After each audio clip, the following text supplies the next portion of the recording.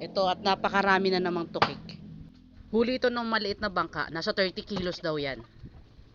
Duda na nga ako na ito na lang yata ang laman ng dagat dito sa Santa Cruz. Nung nakaraan kasi halos ganito rin karami yung tukik na nahuli nila. Ang gagawin na nga lang dito ay idadaing yung isda.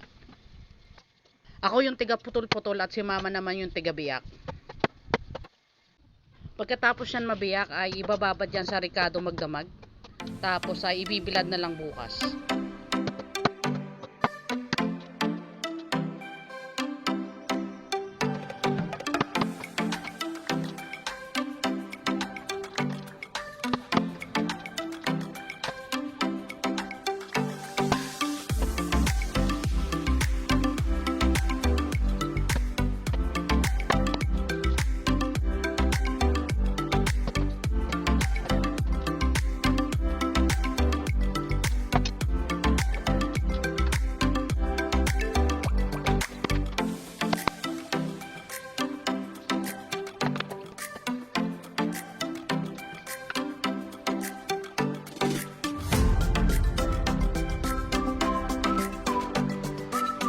Ito lahat ng ulo